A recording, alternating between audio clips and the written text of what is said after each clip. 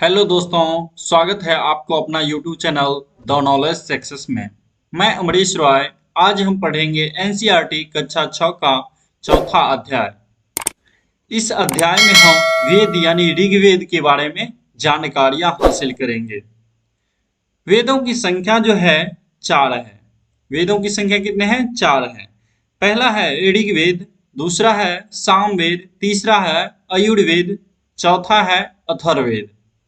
सबसे पुराना जो वेद है वह है ऋग्वेद, जिसकी रचना लगभग 3500 साल पहले हुई। ऋग्वेद में 1000 से ज्यादा प्रार्थनाएं हैं जिन्हें सूक्त कहा गया है। सूक्त का मतलब है अच्छी तरह से बोला गया। ये विभिन्न देवी देवताओं की स्तुति में रचे गए हैं। इनमें से 3 देवता बहुत महत्वपूर्ण हैं, जिनका नाम है अग्नि, इंद्र और सोम। अग्नि है आग के देवता, इंद्र है युद्ध के देवता, और ये जो सोम सोम है, सोम एक पौधा है जिससे एक खास पेय बनाया जाता था। ऋग्वेद की भाषा प्राक संस्कृत या वैदिक संस्कृत कहलाती है। ऋग्वेद का उच्चारण किया जाता था और श्रवण किया जाता था। इस कहने का तात्पर्य यह है कि ऋग्वेद को जो है उच्चारण किया जाता था, यानी कि उसको सुना जाता था। सबसे पहले इसको सुन करके ही कंठस्थ किया जाता था। इसमें नोट में दिया हुआ है, वैदिक प्रार्थनाओं की रचना ऋषियों ने की थी। कुछ प्रार्थनाओं की रचना महिलाओं ने भी की थी। इसमें जो प्रार्थना थे, प्रार्थना सब का जो रचना किए थे, कुछ पुरुष लोग भी किए थे और कुछ महिलाएं लोग भी किए थे। मवेशी, घोड़े और रथ। ऋग्वेद में मवेशियों, कौमा, ये जो कौमा हाँ, ऋग्वेद में मवेशियों, बच्चों, खासकर पुत्रों और घोड़ों की प्राप्ति के लिए अनेक प्रथाएं हैं। घोड़ों को लड़ाई में रथ खींचने के काम में लाया जाता था। लड़ाइयाँ वैसे जमीन के लिए भी लड़ी जाती थी। कुछ लड़ाइयाँ पानी पानी के स्रोतों और लोगों को किलेबंदी लोगों को बंदी बनाने के लिए भी लड़ी जाती थी। लड़ाइयाँ जो है, वैसे लड़ाइयाँ जो बहुत सारा लड़ाइयाँ जो थे उस टाइम में जमीन के लिए भी लड़े जाते थे, और कुछ पानी के स्रोतों के लिए और लोगों को बंदी बनाने के लिए भी लड़े जाते थे। युद्ध में जीते गए धन का कुछ भाग सरदार रख लेते थे। उस टाइम में जो युद्ध में जो जीतते थे, तो उसमें जो लाते थे, युद्ध में जीत करके धन, उसको में से सबसे जो है कुछ भाग सरदार सबसे पहले रख लेते थे, सरदार रखते थे, तथा कुछ हिस्सा पुरोहित को दे दिया जाता था। शेष जो बचता था उसमें से आम लोगों को बांट दिया जाता था। उसके बाद कुछ धन यज्ञ करने के लिए भी प्रयुक्त होता था। यज्ञ में घी, अनाज और कभी-कभी जानवरों की भी आहुति दी जाती थी। अधिकांश पुरुष अधिकांश पुरुष इन युद्धों में भाग लेते थे। ज्यादातर इस युद्ध में जो है पुरुष लोग ही भाग लेते थे। कोई अस्थाई सेना नहीं होती थी। इस युद्ध में कोई अस्थाई सेना नहीं होते थे। ये ऐसे लोगों को अपना सरदार चुनते थे जो बहादुर और कुशल योद्धा हो। इसमें जो है सरदार उन लोगों को चुने जाते थे जो बहादुर और योद्धा हो। लोगों की विशेषता बताने वाले शब्द। लोगों का वर्गीकरण काम, भाषा, परिवार या समुदाय, निवास स्थान या सांस्कृतिक परंपरा के आधार पर किया जाता रहा है।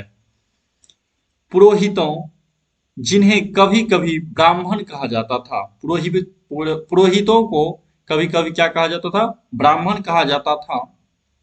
तरह तरह के यज्ञ और अनुष्ठान करते थे।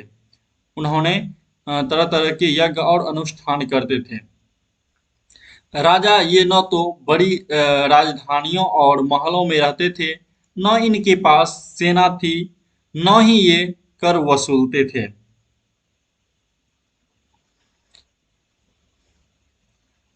प्रायः राजा प्रायः राजा की मृत्यु के बाद उसका बेटा ही वहां का शासक नहीं बन पाता था। एक मिनट। प्रायः राजा की मृत्यु के बाद उसका बेटा अपने आप ही शासक नहीं बन जाता था। जनता या पूरे समुदाय के लिए दो शब्दों का इस्तेमाल होता था। एक था जन, जिसका प्रयोग हिंदी व अन्य भाषाओं में आज भी होता है। दूसरा था विश्व, जिससे वैश्य शब्द निकलता है।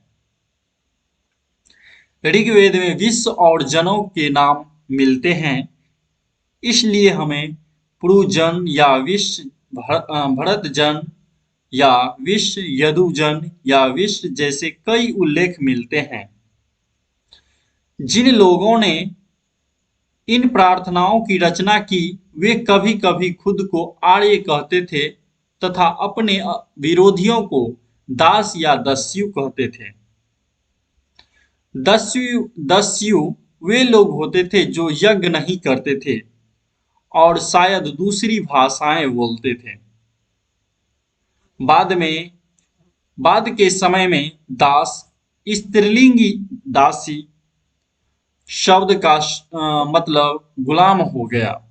बाद में क्या हो गया? दास शब्द का मतलब स्त्रीलिंगी यानी कि दासी हो गया। महापाषाण कब्रें, महापाषाण काल का जो कब्रें हैं उनके बारे में जानकारी। प्रथा लगभग 3000 साल पहले शुरू हुई। यह प्रथा दक्कन, दक्षिण भारत, उत्तर पूर्वी भारत और कश्मीर में प्रचलित थी। कुछ महापाषाण जमीन के ऊपर ही दिख जाते हैं, कुछ महापाषाण जमीन के भीतर भी होते हैं। सामान्यतः मृतकों को खास किस्म के मिट्टी के बर्तनों, जैसे ब्लैक एंड रेड वेयर इसको कहते हैं, मिट्टी के जो बर्तन होते थे उसकी ब्लैक एंड रेड वेयर के नाम से जाना जाता है। इनके साथ ही मिले हैं लोहे के औजार और हथियार, घोड़े के कंकाल और सामान तथा पत्थर और सोने के गहने। ब्रह्मागिरी, ये जो है कर्नाटक में है। ब्रह्मागिरी में एक कब्र में 33 सोने के मनके और शंख पाए गए हैं। सॉरी, यहाँ पर शंख का जो है टाइपिंग मिस्टेक हो गया है। इसके बाद है इनाम गांव के एक विशिष्ट व्यक्ति की कब्र। इनाम गांव में जो कब्र था उसके बारे में यहाँ पर जानकारियां मिलता है। इनाम गांव ये महाराष्ट्र में है। यह भीमा की सहायक नदी घोड़ के किनारे एक जगह है। इनाम गांव यह भीमा की सहायक नदी घोड़ के किनारे एक जगह है। एक आदमी को 5 कमरों वाले मकान के आंगन में 4 पैरों वाले मिट्टी के एक बड़े से संदूक में दफनाया गया था। एक आदमी की जो है 5 कमरे वाले मकान के अंदर, उसके मकान के आंगन में 4 पैरों वाले मिट्टी के एक बड़े से संदूक में दफनाया गया था। इनाम गांव में पुरातत्वविदों को गेहूं, जौ, चावल, दाल, बाजरा, मटर और तिल के बीज मिले हैं। कई जानवरों की हड्डियां भी मिले हैं, जैसे गाय, बैल, भैंस, बकरी, भेड़ इत्यादि। कुछ ऐसे साक्ष्य मिले हैं कि बेर, आंवला, जामुन, खजूर और कई तरह की रसभरियां एकत्र की जाती थी।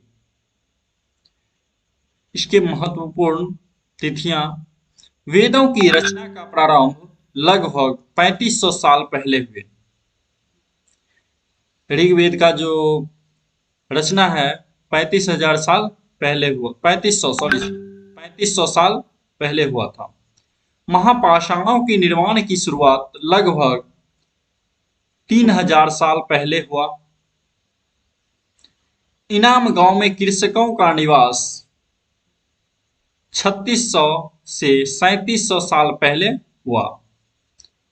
चरक चरक लगभग 2000 साल पहले हुआ था। चलिए दोस्तों, आज यह चैप्टर यहीं तक समाप्त होता है। इसके बाद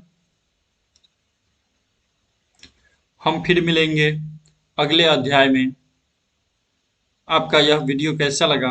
अगर अच्छा लगा तो इस चैनल को लाइक एंड सब्सक्राइब जरूर कर दें, ताकि हमको भी मोटिवेशन मिलता रहे, आगे वीडियो बनाने में अच्छा लगे। Thank you. जय हिंद, जय भारत।